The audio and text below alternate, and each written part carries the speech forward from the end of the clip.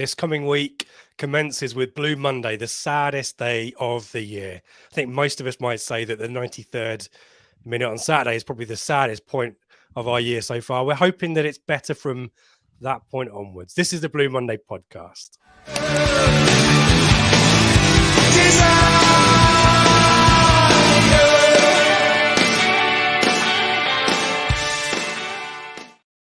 Hello and welcome to the Blue Monday podcast discussing Ipswich Town up or down since 2015. I'm Richard Woodward and this is the Flagship show. We're available every Sunday live on YouTube and on podcast audio shortly afterwards. Joining us this week to make sense of another frustrating afternoon for ITFC, David Diamond, Craig Fimbo, and obviously everyone in the chat. We want to hear from you as well, but let's start with Craig. It's been a bit of a while since your last appearance. I'm trying to recall, but good to see you. How are you, sir? I'm all right, thank you very much. Yes, a bit chilly today, hasn't it been? Yes, you've got a chunky. Is that a Blue Monday hoodie by any chance? Hey, on brand. That's what we want. But you're doing well, mate. You good? Yes, it didn't help me too much. I was in Halstead this morning for 9 o'clock for a cup tie, an under-15s cup tie, which went to extra time and penalties. And by the end of it, I was so cold, so very, very cold. We need to get Blue Monday scarf, gloves. Yeah, one of those. We need to get one of those. What they called hoodles, like the big blanket things, just basically envelop you. That's what we need to move on to. So yeah, I'll be all over that when we get that sorted. But no, apart from that, very well. Thank you very much. Good. And Dave, good to see you on Saturday lunchtime at the Greyhound. How are you? Yeah, good. Thanks, Rich. Yeah, it was as we thought. Bouncing at the Greyhound yesterday lunchtime, full of anticipation. It wasn't for a bit when we first got there. I mean, you were there at what? 9:30, weren't you? You were there pretty early doors. I know you were. But overnight. I think I got there early for me. So I think I got there about quarter to one, just as it stopped raining. So absolutely rammed inside. And then when the sort of sun started to come through, it was packed outside again, wasn't it? Good atmosphere. I think a mixture of anticipation and quite rightly trepidation. I think a fair mixture, I'd say. But no, all in all, good atmosphere. And I think, everyone I certainly went down to the ground with a bit of a bounce in my step, anticipating a good game. Well, let's face it, which we did get. Which we got, yeah. The Ghost Ship, supercharged walk down there for all of us. As we said, we are live, so we want to hear from you. Get your thoughts in from the game. We will dissect it a little bit, not in great detail, but I think probably, as always here on Blue Monday, we're trying to give a gap from full time just to collect our thoughts and maybe have a bit more of a rational debate about things rather than go a little bit emotional. But we will be trying to figure out the issues surrounding the game and all that kind of stuff. So keen to get people's views about whether there's a long-term issue there, something that can be easily tweaked, or whether we're just being fussy. Get your thoughts in the chat and we'll come to you. But first off, let's say evening to some folk. Let's say evening to Charlie. Evening to Michael in a wet and steamy Brisbane. There you go. That's what you want. Evening to MW. Evening to Matt. Noel, good to have you with us. Sully, chilly here in NY and still kind of steaming about yesterday. That's what you. Good to have you with us, Sully. Andreas, good to have you with us too. Got Mullet here. Noel's deflated. That's probably a fair description. Norman's here. We just don't seem to be getting any luck this season. We'll hold that thought and we'll come back to that one. Hello to Kirk. Hello to Veronica, David, Ashley. A lot of the Telegram VIPs here. Good to have you with us, everyone. Carl, look at that. Flim Flam, Romeo. Misery loves company. This is like group therapy. Evening to Ashley. User 2495 has made a return. Good to have you with us as well. Evening to Paul as well.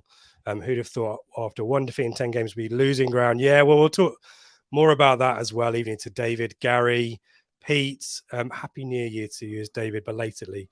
So, howdy to Rob. Yeah, good numbers with everyone here. So thank you everyone for joining in. We will come to your chats and your thoughts very quickly. And in terms of, we'll get straight into Plymouth, shall we? But a little bit of preamble. Worth noting that we mentioned it at the end of the pre-match show that ITFC women's season resumed. Sadly, defeat for them, disappointment for them as well, away at Portsmouth today. 1-0 defeat, a goal just before half-time.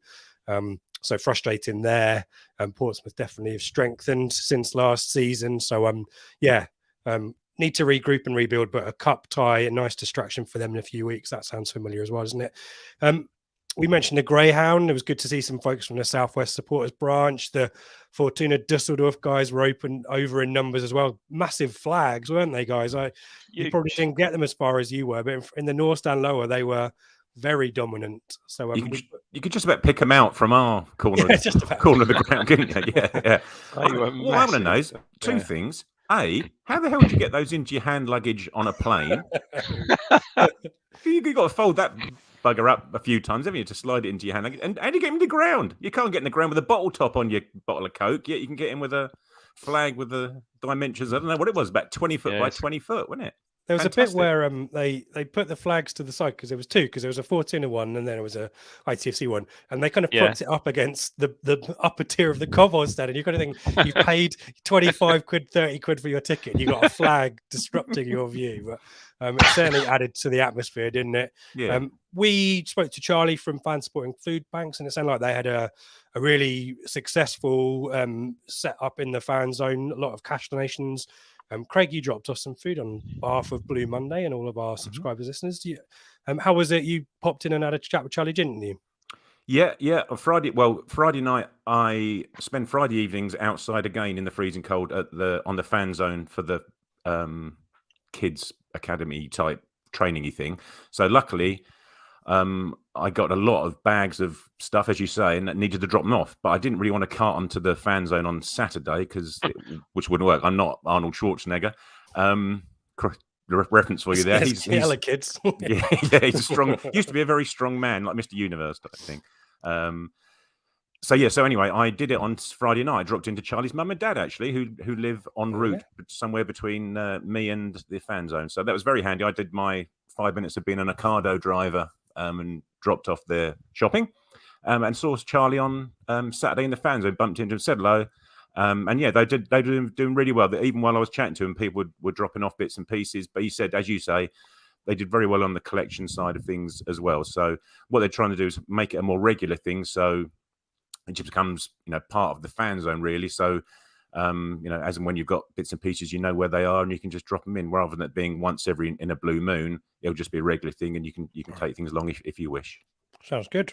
Yeah, well, they've done very well. So congrats to all of them. And as we said, it's kind of it's a sad situation that it's needed. But as always, football fans showing up and supporting stuff and getting involved is great. So congrats to those guys and everyone else who's got involved. And keep your eyes peeled. We'll probably publicize whenever they're at games, if it's not going to be an every match type of thing. So keep a lookout on our channel. But you can follow the guys on Twitter as well.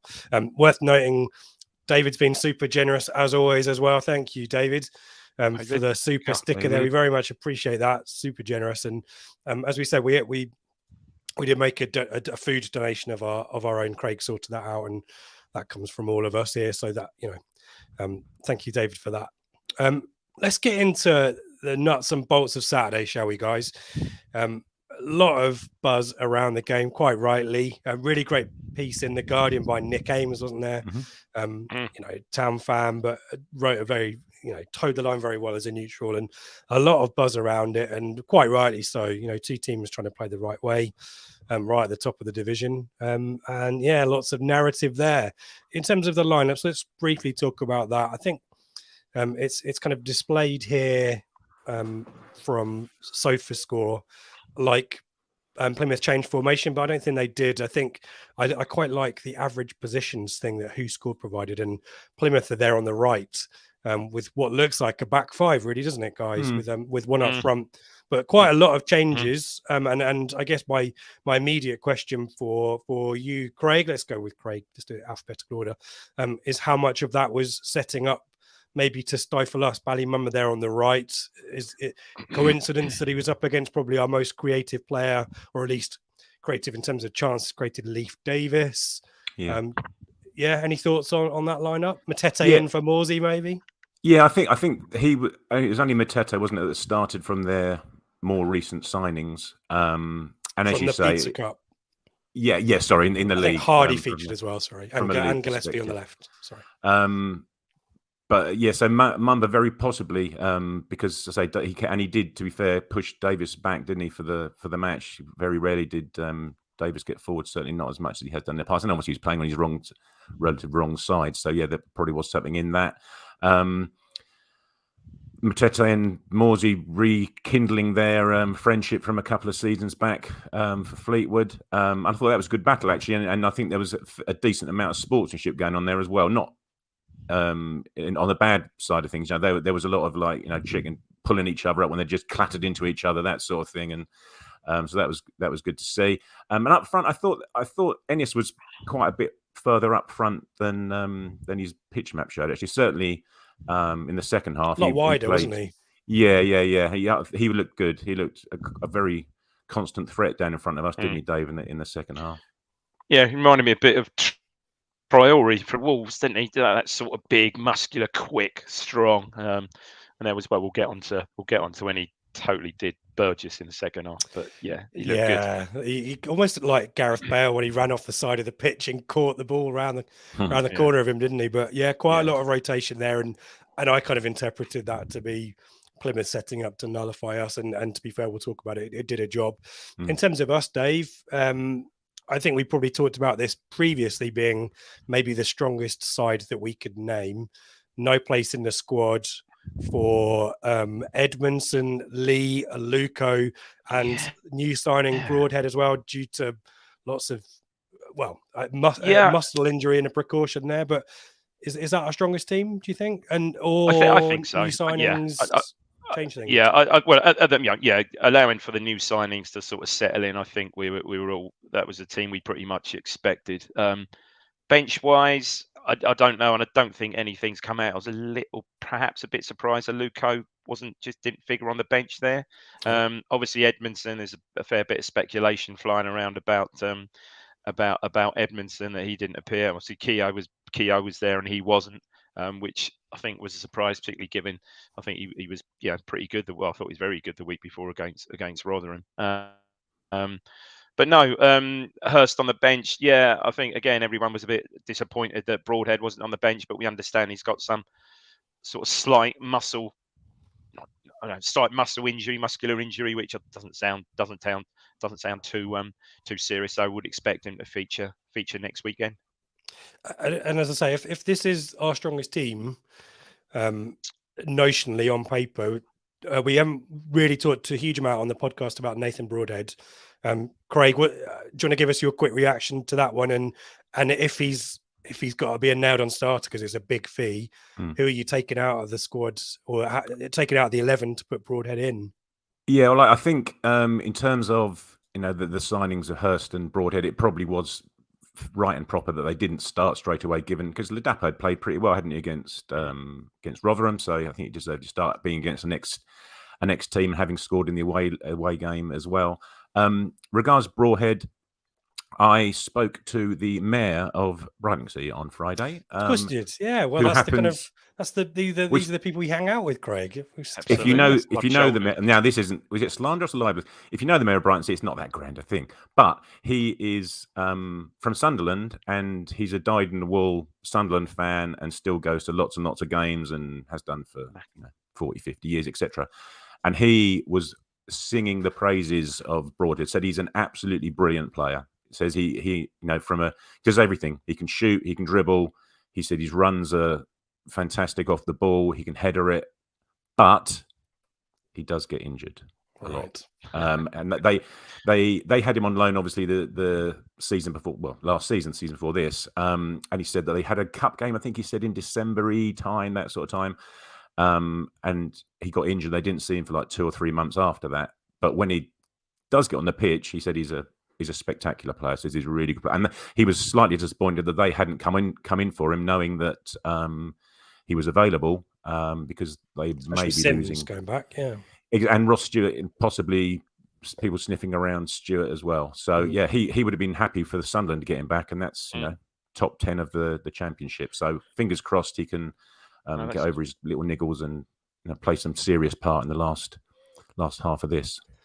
And who's making way for you to get Broadhead in the team? Harness, I'd have thought, isn't it? Yeah. Chaplin, I think it's been really, obviously won the Player of the Month for December, didn't he? So, but even yesterday, I thought he was our best player yesterday. He just kept going. The lights have gone out. The lights have gone out of Fimm's Tower for those of you listening to the podcast. Let's jump into the action.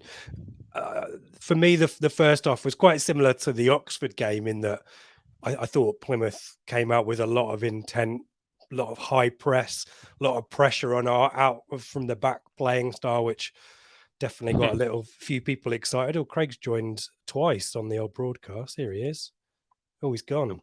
Oh, there you go, Craig. Are you still with us? There he is.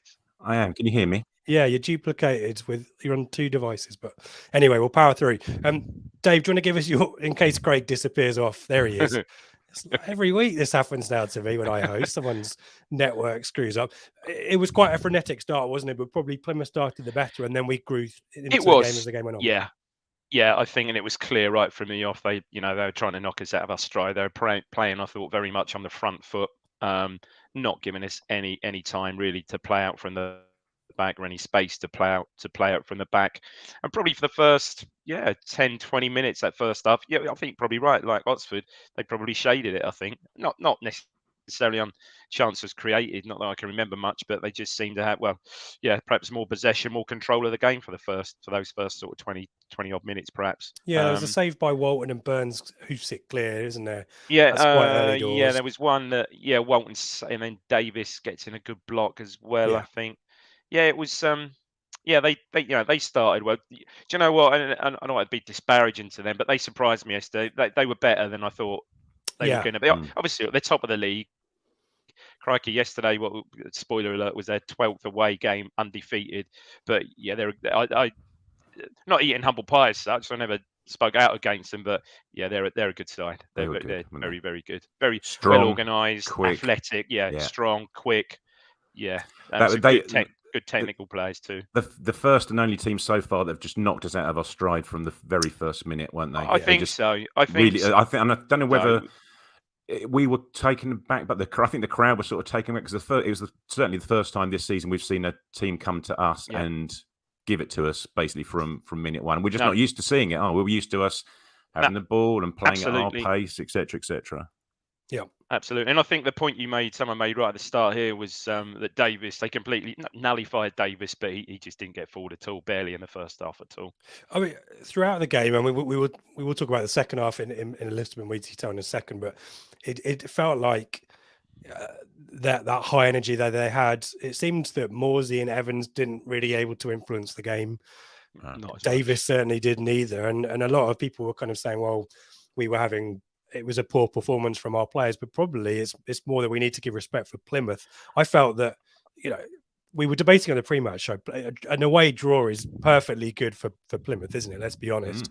So if you can nullify our threat, then that goes a long way to getting you that draw, doesn't it? And I felt like that worked for them. And when they did have moments to get away, I mean, there weren't clear-cut chances for them, but they are a decent team at this level, probably the best that we've seen. I mean, there were moments for us, but shot for Ladapo quite tame. Chaplin had a ball across the edge of the area, across the 6-yard box. I think that flew across goal and out the other side. But the one that Ladapo should have, I mean, perhaps I thought about that afterwards. I know people have spoken about it where Ladapo got good. I think the ball broke. They lost it. The ball broke to Ladapo, and there was a square ball on for Burns up our end, and he just, Ladapo sort of snatched that and had his shot. But then when you think of Ladapo and the positions he's in, 2 new strikers that come in this week, they would have been desperate for a goal. So perhaps there was some influence behind his sort of poor decision making there. I thought overall again yesterday he did pretty well, but was he a goal threat? Not really. No. I think just going back to your point, Rich, about Morsey and Evans, not just one of them to get a foothold, just neither of them could get a foothold in the game, did they? I don't think Morsey touched the ball hardly for the first 10-15 minutes. And even when Evans did get it, his passing wasn't as assured, was it? They were on him straight away, and there was at least one occasion in front of you guys at the North Stand where he passed it out to Wolf and just passed it straight out of play. You can count on the fingers of one hand how many times you do that in a season. I say that he wasn't on it. It was edgy when it was edgy, and I know we'll get to that, but Walton's distribution wasn't great, bless him, yesterday, was it? I mean, there was one heart and mouth in the first half. Admittedly, Cooper did similar in the second half where he sort of had to sort of backtrack himself and chip. I think it must have been Hardy, dropped his shoulder. They made it. They just made it very, very difficult. Yeah, I was gonna have a moan about I thought Walt was very hard done by yesterday. A lot of I stuff in the North Stand lower, particularly, that I don't think helps. Do you know what I mean? Like, I think the players figured it out. They don't need people who what he had to do save wise. Yeah, we didn't really have that much to do. He came for a some few crosses. he gathered. He didn't steal any crosses. There was a what? Go on, Craig. No, I was to say, I said in the tag, he just looked as nervous as a kitten for whatever reason. He just looked nervous, and that just permeated. But I think that energy came from the stands, Craig. I don't know, mate. I'm going to disagree with you there. I thought his first 2 or 3 touches of the ball were very, very edgy, very dodgy, and that didn't. I think permeated. I think as a whole, they just knocked us out of our stride. I think they knocked us out of our stride, and probably him more than anyone, really, because he's used to getting the ball, have a little roll of the ball under the left foot, and let's see. Well, shall I roll it to Wolfie? Shall I give it to Danashi? Oh, I might chip this one at the midfield. There was none of that yesterday. He was under the cost straight away, and a couple of panicky clearances, and you could see he's not lost confidence and such, but he was just edgy and jittery, but. As a goal, as you said, the crosses he had to come for, he did well. There was a punch in the second half under the bar. Admittedly, it was a foul, but he coped with that well. So what he had to do, he did okay. But it was just his distribution. And I think both of you were right there. I think it did permeate a little bit from the crowd. You could see the crowd getting edgy as well. Yeah, fine. I think we've dealt with that point. Let's move on to this. Well, very briefly, worth mentioning the excellent ovation that Marcus Stewart got. Chance throughout the first half and into the second as well. Great interview with Milts at halftime, which I don't know whether you guys could hear it, but I could actually hear it. I'll stay for it. And good to hear his thoughts on football. Good to hear that him and George Bailey are doing dry January as well. That was a fun anecdote for those of you who can remember the town hall reception. I think he one of his famous "Anyone want a beer?" I think was he shouted out to everyone. But great ovation, guys, wasn't it? From Portman Road for Marcus Stewart, legend, really, at least of my era. Oh no, absolutely. I think overall era is definitely up there. Yeah. Let's move it into the second half then, guys, because we were bemoaning the lack of click chances about 49 minutes. Marcus Harness in all kinds of space, and does he rush the effort? Who wants Dave? Does he rush the effort here? Oh, it's a good effort. Does he or not? I don't know. It's a good effort. I mean, that one bends in the top corner. It's a fantastic finish. Great hit. And to be fair, Cooper's you could see Cooper's decent right from the off. A confident goalkeeper. Not that he had much to do. I think he made quite a good save first half. Right, last kick of the first half, low down to his right from Morsey, which is a half decent, which I guess you would have expected him to save. But look, it's a well-struck shot, and it was just a swerve that took it away.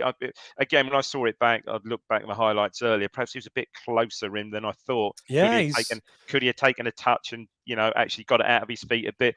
Well, he did. Actually, no, he did. It wasn't the first time hit, was it? I think he did take a touch. Could he have been a bit more assured? I don't know. Look, it wasn't a bad effort, and again, just our light just curled away and hits the angle and doesn't drop in, goes away, doesn't it?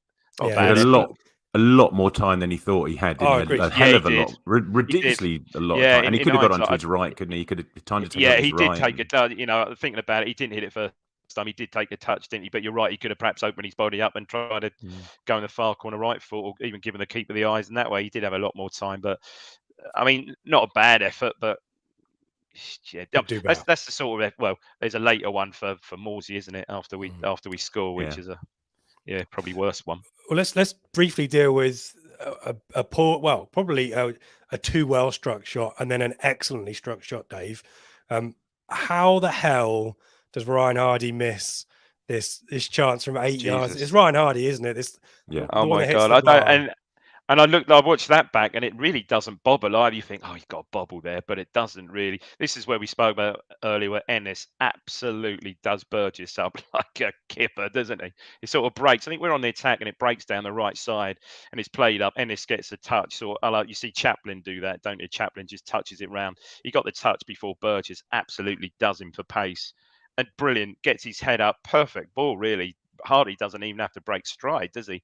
And he's 6 yards out, and somehow contrives to hit the bar. So you think at that stage, you think, okay, bit of bad luck. Obviously Harness hits a bow. You think maybe for once, because that one of the misses. I don't think you'll see a more clear-cut miss than that this season, will you? Anywhere, really, that was bad. And then 10 minutes later, Dave, it's punished, isn't it? I mean, jubilation. Yeah, well, again, I don't know about you, Craig, but from where I was, I thought, has that gone in? Obviously, side netting. Side netting. Yeah. Which, considering the standard that Cooper had been setting, you've got to say he does get beaten on his near post. However, it's more for it's a corner that gets played, gets cleared, I think, to Danassian. Danassian just knocks it back to Davis, who's taking the left-footed in-swing corner. Obviously, a much better angle.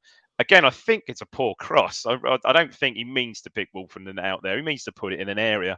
But I've got to say, the touch from Wolfenden is off the charts good, isn't it? It's first time, left foot, he sort of kills it, doesn't take a touch, just kills it and cushions it into Burns. And I think to be fair to Cooper, just Burns just hits it early and absolutely larrups it inside the near post. Like Craig said, I thought, you think, hang on, side netting, and then obviously North Stand goes absolutely mental. So, yeah, great to get that goal. And I think, you say we deserved it. Yeah, obviously minutes after Hardy's miss. But I think that aside, yeah, I thought we were in the ascendancy then. But brilliant, get the goal, off we go. Yeah, and then Craig, I guess there's a catalogue of situations that I've got here that we'll talk about the equalising goal shortly, but there's a raft of substitutions. I mean, Schumacher was making substitutions throughout because they were trying to maintain their intensity, weren't they? Yeah. So he was making subs throughout to make sure the players had as much energy as possible. But this double change on 67 with Hurst coming in to make his debut, Humphreys coming on as well for Ladapo and Harness. There was a lot of debate about the substitutions away at Plymouth. Your thoughts on whether these subs were the right subs at the right time in the right positions? Yeah, well, I thought Hurst for Ladapo, yes, no problems with that. You need to get him on the pitch and see what you can do and give him a decent chunk of time to play. The Humphreys was a strange one to me in that it pushed Morsey up into more of like a defensive number 10, wasn't it? Yeah, playing left side number 10. Yeah, very much left side. You'd have thought the obvious thing to do was, given the goal at Lincoln, etc., was to have Cameron Humphreys playing that in one of those 10s and keep it as it was in terms of the Morsey and Evans partnership. But for some reason, I still don't really know why we did it, because, for all Morsey's advantages and positives that he does, I'm still not convinced he's that box-to-box guy, and I'm certainly not convinced he's a number 10 to be in the box. I'm not sure he's the quickest either. As Dave says about the chance that he had, he scuffs that, doesn't he? It just bobbles towards the goal that Cooper pushes past. Had that been Humphreys, potentially, had that been Chaplin.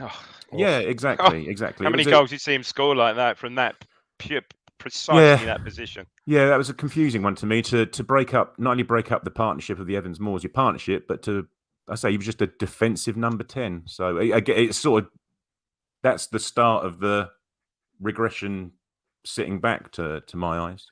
And then go on, Dave, go on quickly. Come. I mean, it was, wasn't it? But as I think McKenna said in his interview, it kind of was, but they didn't create anything. I can't remember them getting really the ball in and around our box much. It was a lot of playing midfield. There was a lot of balls lumped forward, which I thought we dealt with well.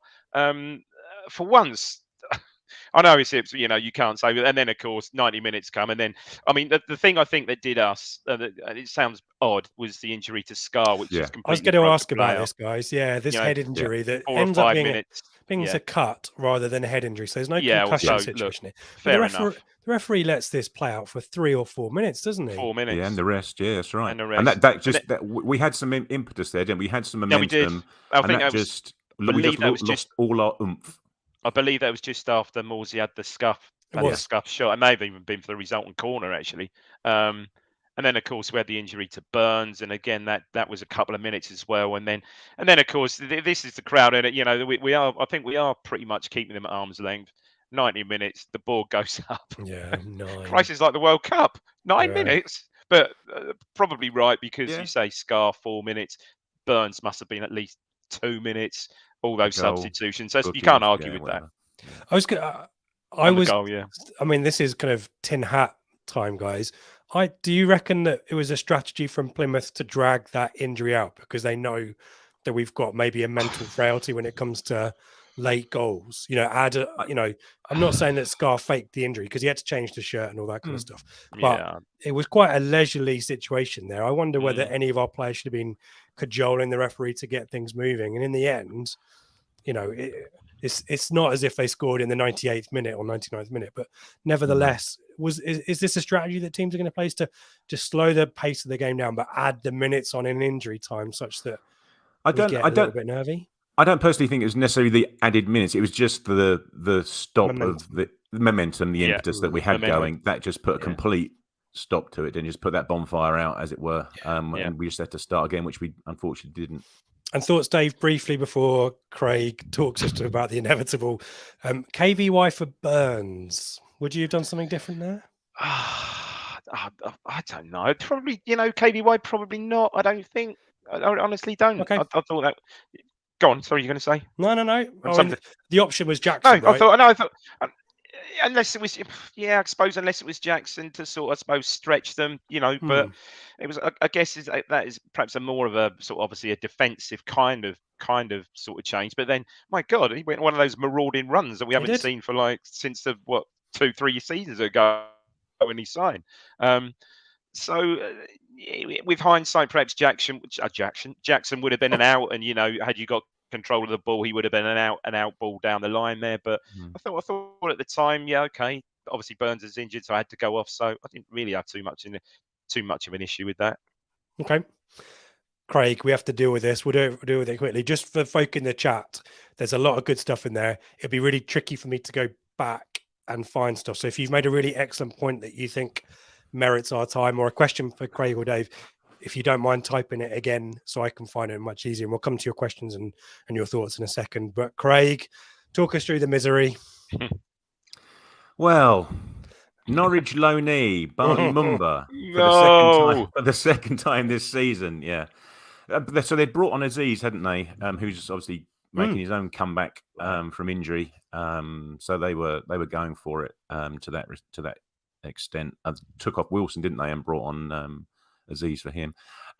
He pushes it into Mumba, who had quite a lot of space himself on the corner of our box on the left hand side, and he drifts inside Cameron Humphrey. I don't know why we didn't show him onto his weaker foot. He gets onto his stronger left foot quite easily, drifts inside one player, and then gets closed down by Burgess. And obviously, as ever, it takes a clip off of Burgess and flies into the top corner. Not quite as floaty as the 97th minute equaliser for Fleetwood, which clipped off Burgess into the top corner. But sadly, it replicated itself. A sort of combination of the Fleetwood goal and the Wickham goal, really, in terms of the people involved and the final end product.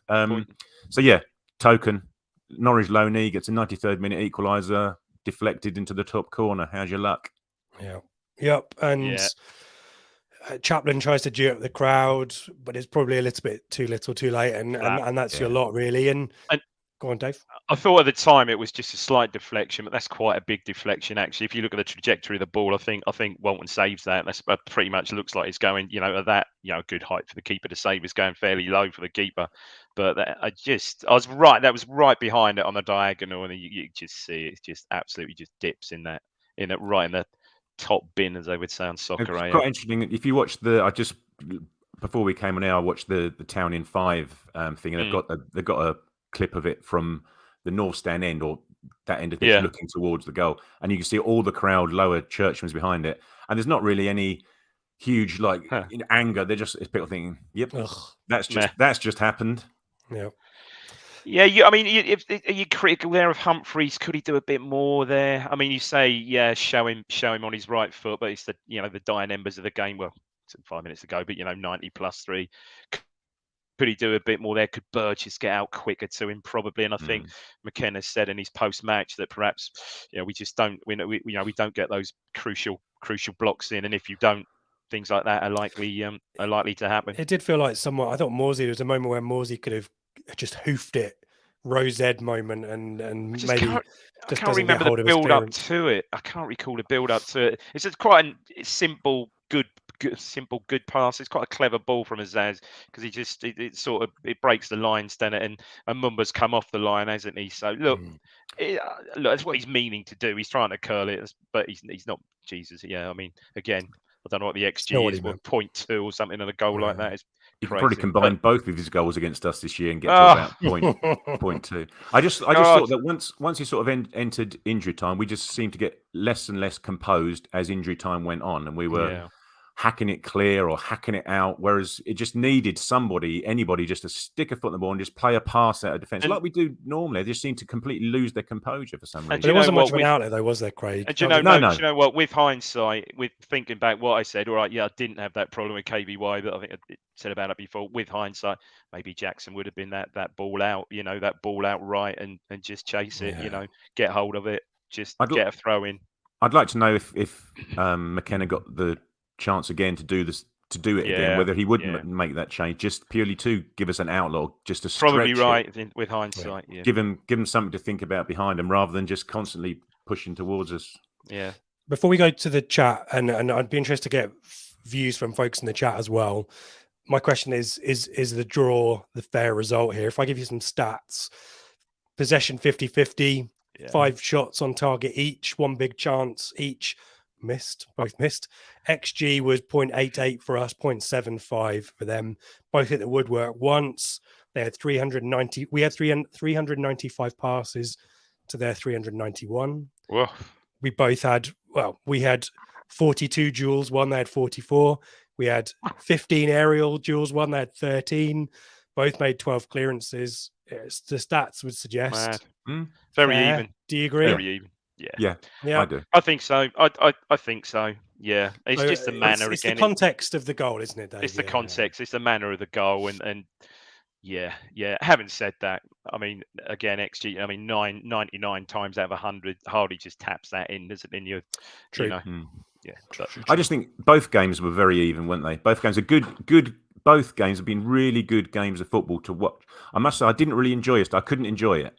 It was too frenetic, too nervous. It was like a playoff semi. You're there.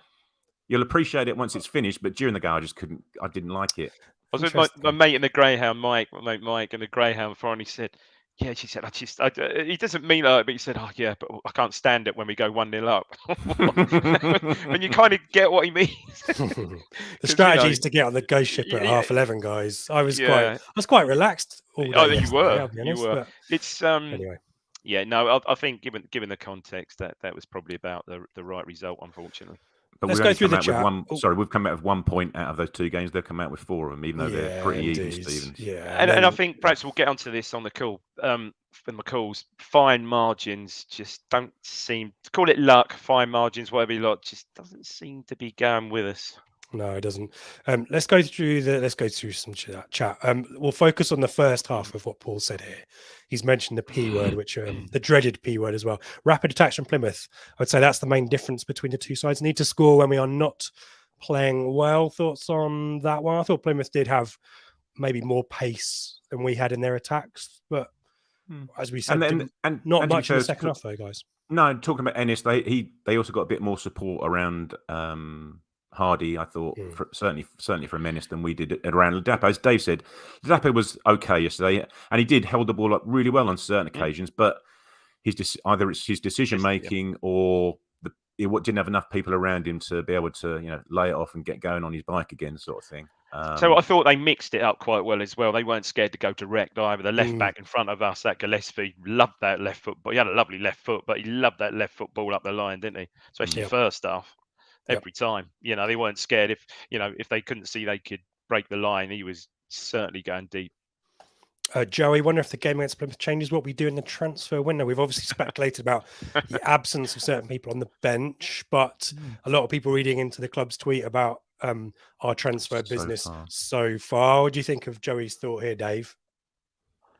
Yeah, maybe so. But I think, at this stage, irrespective of the result yesterday, that that business would have already been, or you would have thought would have already been sort of almost, not say almost done, but yeah, certainly in the pipeline, whether we'd have won or lost, or as we did draw. So yeah, I don't think it had any great bearing on it really. Perhaps, just going back, perhaps perhaps what it has done yesterday, if there is perhaps a contractual financial sort of issue, then maybe Mr. Ashton would be a little bit more willing to release the purse strings a bit more perhaps after yesterday. But yeah, as far as the deals are concerned, you'd think any of those would be lined up, almost ready to go. Just going back to the previous question about scoring when we're not playing particularly well, we need to score when we are playing well, don't we? That's the issue we've got is putting teams to bed when we're so far on top. It's embarrassing. There was one of the callers into Suffolk as I was driving home yesterday said exactly that. It's getting a point from Plymouth isn't the issue. It's losing away at Wycombe when you've been on top. It's not winning away at Lincoln when you're playing 10 men for 45 minutes. And hopefully that's what Hurst and Broadhead will do in the next 3 games at least. Because you're hoping that we're going to have the majority of possession in these next 3 games and that we will be more than 1-0 up going into the 95th minute. Yep, that helps us, doesn't it? Carl, not always. Well, yeah, don't snore. Thought it was a strange choice from McKenna. Harness and Hurst had a partnership previously at Pompey. Thought Harness's defensive work was superb yesterday, as was there. Michael thought it might be a game for Luke. I mean, this is the issue now with the strength in depth, Craig, is there are some difficult choices of people who are the non-match day squad is pretty good quality, isn't it? And Aluko is probably borderline, isn't he, at the moment? Yeah, did we find out if he was injured or if he just didn't actually make this? I don't know if that was actually came out in any of the post-match bits and pieces, did it? But some guy in the questions just said that he was with the analytics guys. Analytics, yeah.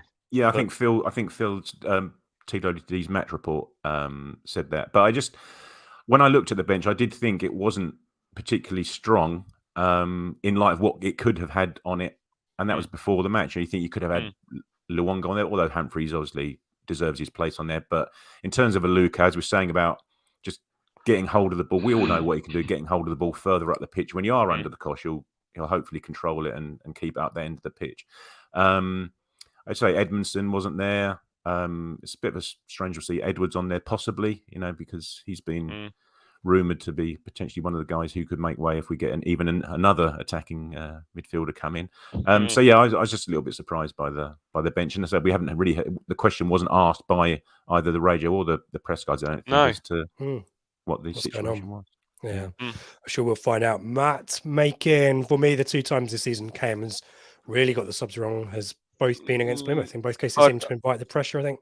I'd say Sheffield Wednesday away as well. You throw into that category as well, definitely. I mean, that's an area to improve on, right? And I also felt that there was an opportunity to make a time-wasting sub on 90 as well. When that board goes up for 9 minutes, maybe the way to avoid the kind of angst from the crowd is to take someone off and get a round of applause and just remind and forget about it, waste some more time. But anyway, maybe I did see at one point. I don't know if you saw that, Craig. That Keogh was warming up quite vigorously. I was thinking of Sheffield Wednesday. I thought, no. I was thinking of Charlton in a way.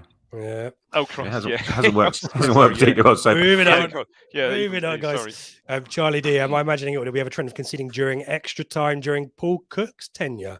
It doesn't feel like an entirely new problem. I think someone in the Telegram said, do we need to get Mick McCarthy back for some kind of honestly shithouse training? He was the absolute. I said this in the pub before the game yesterday. He was the master at closing games out. He really was, especially that 14. Well, most of that 14-15 season he was. You wouldn't have seen any milky performances under Mick McCarthy, would you? We defended well after taking the lead. The goal was a ball out of the blue. Kind of. Yeah. Yeah, but it's just inviting that pressure, isn't it? Which is it's sort of what we and it's perfectly natural to do so, isn't it? It's human nature that you're going to do it, but it just needs to somehow be reversed. And I suppose that's what the man in the yellow shoes needs to. Like I said earlier, it was a weird game after we scored because the game was just going nowhere, was it? I mean, I know it was interrupted, we said, by the Scar injury and stuff, but I can't remember us.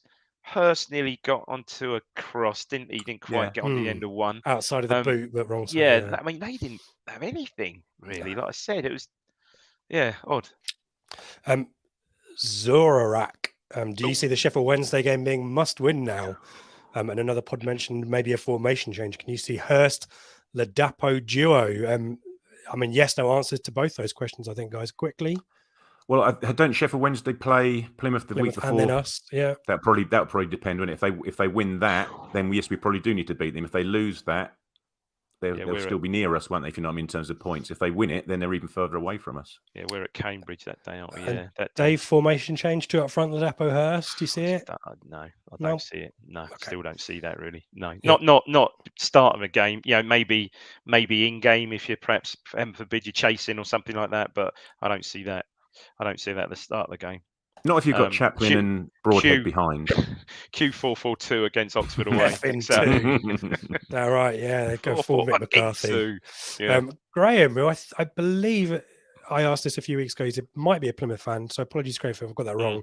Unbeaten away in 12, so maybe not such a bad point. I think that's, on the face of it, it's just the context of the way that we've conceded that equaliser. That's the annoying thing, isn't it? Charlie, I think there will be a couple more signings to come. Maybe a defender, Craig. Yeah, well, we can't keep signing players, can we, all the time? Christ almighty. This is Paul Cook.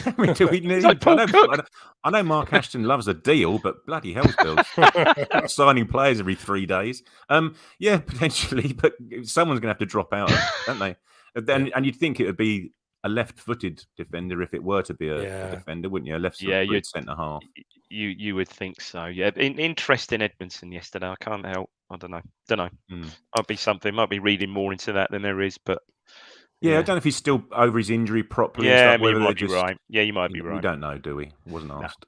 No. K-Max said after the game, "Is Michael that we have to learn how to block the shots?" Yeah, I think we talked about that. Norman here, Humphreys inexperienced for their goal. You should have shown him down there. I mean, Humphreys and Burgess have been involved in a few Wickham springs to mind as well. That was the personnel that let that goal through. I mean, maybe it's interesting that this season we're a lot more open than we were under McKenna in the second half of last season. Do we need to go back to being defensively obstinate, or is it all about just scoring more goals, guys? Well, I suppose ideal would be both, isn't it? Both, absolutely. But, sorry, Dave. Yeah. But I just wonder whether if Morsey hadn't been playing in as a defensive 10, whether he'd be in the position that Humphreys found himself and was ensuring that Mumba's going down towards the touchline rather than cutting back in. So, we've got to start learning very quickly that just game management, and we all know what the issue is. Ashley, there's a handball that I missed first half. Wasn't it, Dave? Chaplin. Yeah, Chaplin sort of whipped it in.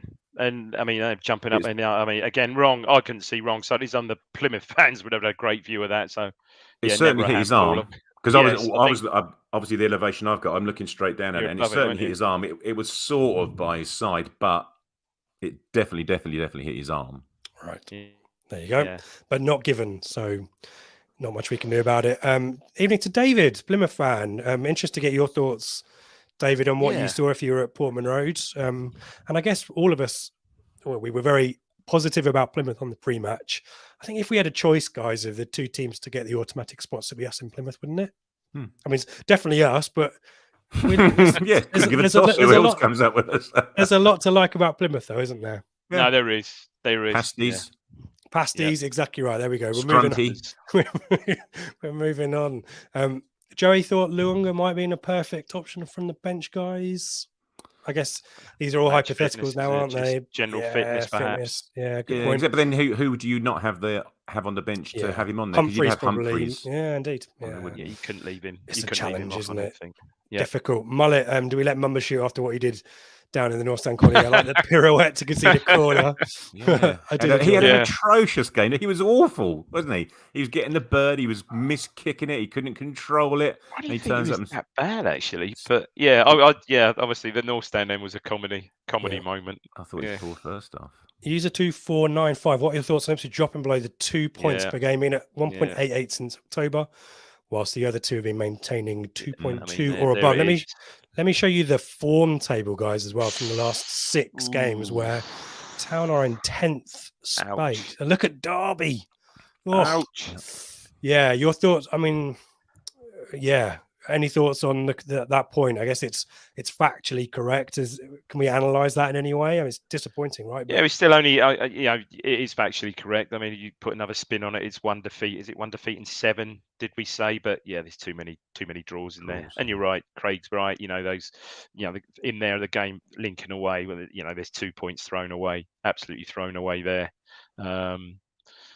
Okay, throw yesterday into the mix, I suppose, because it's such a late goal. But yeah, it is. I mean, there's a thing. 1.88 since October, 2.2. We need to start a run sometime very soon, don't we? We do. Yeah, I honestly thought yesterday would have been the springboard, wouldn't it? Would have win been yesterday, no matter what. Come out of that with a 1-0 win, and you're up and you're off and running again. Especially next week, we're obviously away at Oxford. I'm pretty sure that the other guys have got. Mate, they're at home to Plymouth, at home to Cheltenham, Sheffield Wednesday at home to Fleetwood. Yeah. Every week you look for these games, and then I think I thought, what they got the week after? Plymouth away at Accrington, Sheffield Wednesday away at Cheltenham. Oh, okay. Well, then on the Tuesday, on the Tuesday. Mind you, we're at home to Morecambe, so but yeah. Yeah, it's going to be there'll be points dropped, guys. There'll be plenty of ups and downs between now and May, won't there? A lot of people giving their views on whether the result was fair. Zurak draw 100% deserved result. Plymouth scored pre-90th minute. We wouldn't be as deflated. Flim Flam, definitely fair result. Eric, we were outthought. Do you agree with that one, Craig? Were we outthought? I don't know. I was very impressed with Schumacher, how he'd set their team up, how he'd got them going. Considering we talk about McKenna's still learning and not being in the job very long. Well, Schumacher hasn't been a manager for that many months longer than McKenna has he? When he took over from Ryan Lowe. He'd only been an assistant to him at Bury and then Plymouth. So, in terms of being in the job for any period of time, I don't think there's that much difference in him. But no, I'm just been very impressed with Schumacher since he took over. When you'd sort of expect them to be some sort of dip from the heights of what Lowe had managed to do with them, he's just carried on the same trajectory, if not even better, considering the financial situation they find themselves in compared to us. He's doing an absolutely fantastic job. They're doing well you just signed a new contract, didn't you? Relatively recently as well, I think. Yeah, and worth noting, we got a lot of Plymouth comments on the pre-match. So thank you if you guys are watching, and suggest we kind of we made it feel like he just did a continuity job from Ryan Lowe, but I think he did a formation change, and that's been the kind of foundation of the most recent success they've had. So yeah, doing a fantastic job there. And we need to mention as well that they've been really clever with their recruitment, admittedly relying on loans. I was wondering, guys, whether Ballymumba might now be recalled and they just ask nicely for Norwich, can we keep him for the Ipswich game? Because they obviously sold him Saxon early, and I just wonder whether Ballymumba now gets recalled, which is obviously the trend of most clubs at the moment in the Championship. But maybe my tin hat is being put on again. Norman here losing from winning positions far too often. I mean, that's the headline, guys. Let me give you some stats around that. I mean, 5 goals conceded, kind of 89 minutes plus. Sheffield Wednesday, 2 at Charlton, Fleetwood, and now Plymouth. In terms of points dropped from winning positions as well, Barnsley, Sheffield Wednesday, Plymouth now twice, Charlton, Cheltenham, Fleetwood. That's 15 points in total. And in terms of points gained from losing positions, it's only 6. Bolton, Morecambe, Portsmouth, and Lincoln. What's your take on this situation, guys? Is this just, you mentioned luck, Dave? Is it a luck thing, or is it? No, I'm sorry. I don't think it's luck.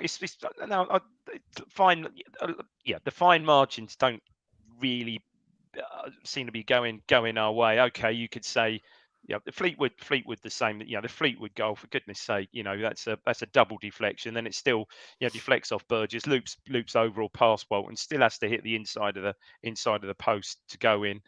And yesterday's as well. I mean, what is more interesting, perhaps? I think I read somewhere that Plymouth, I think, have got 12 points. Is it from losing positions?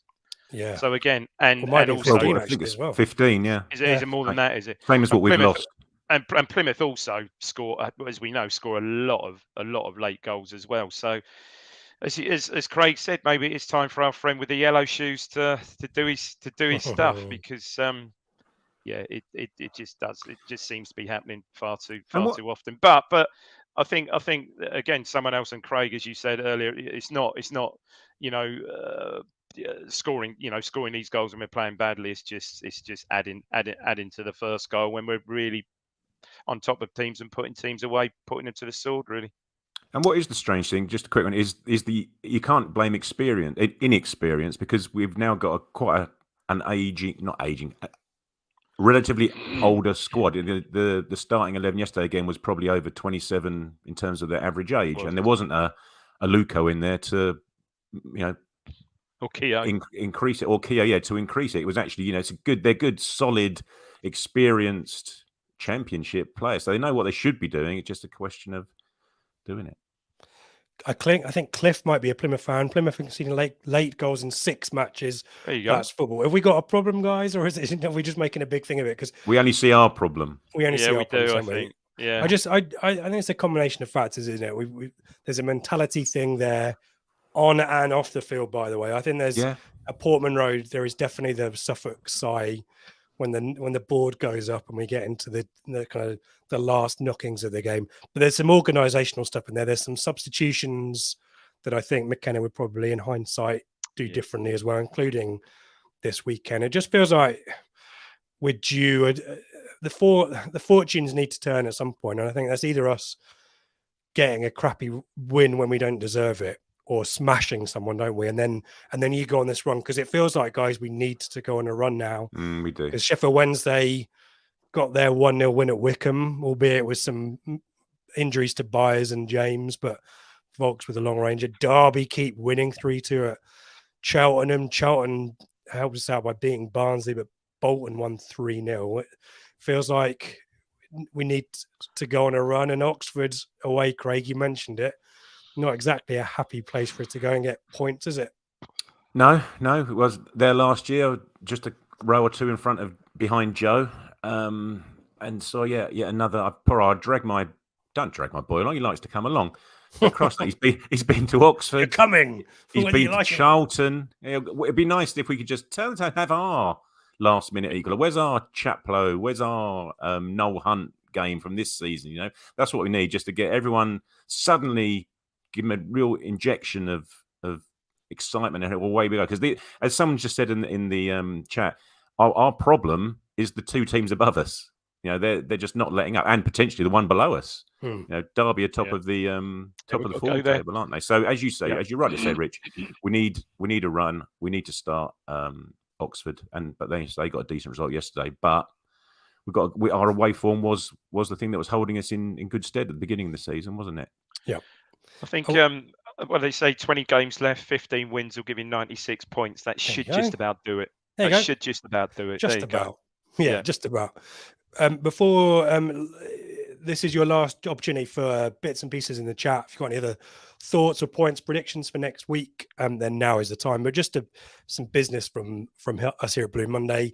If you want to make yourself feel better on Blue Monday, then why not head over to our merch store, where free shipping is on offer until Wednesday. Get yourself a Craig Fimbo-esque hoodie and other goodies as well. We will be probably doing a midweek show, I suspect. Our Sam Parkin interview from last midweek is available to listen to, and really great job there by Ben. And Sam Parkin was excellent, wasn't he, as well? So really worth a listen to that one.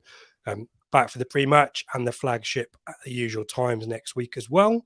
And if you made it this far and feel obliged to give us a thumbs up, we would appreciate it.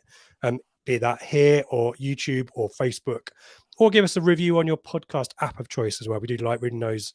Some new ones of late, which I'll copy down and read out next time because they were very enjoyable. But thank you, everyone who's joined us tonight. A lot of good stuff in the chat. Apologies if I didn't have time to read yours out. There's plenty going on there, so I hope folk have enjoyed it. But let's finish off and look ahead for Oxford. Craig, are you changing much in terms of personnel and formations and so on? I'm probably having Hurst up front. Very impressed with him when he come on. Yeah. He made the right runs. Literally in the first 5 or so minutes he was on, he made a run to the near post and he got in cross in front of his man as the cross came in.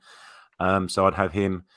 Hopefully Broadhead can get a full week of training, and let's just start hopefully putting some of these teams to the sword. I wouldn't really change much else, I don't think.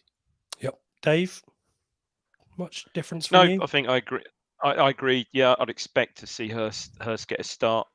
Broadhead hopefully in the squad in the 18 if he's fully fit. Obviously, fitting Whittaker in there and McGuinness at centre back, but no, joking apart.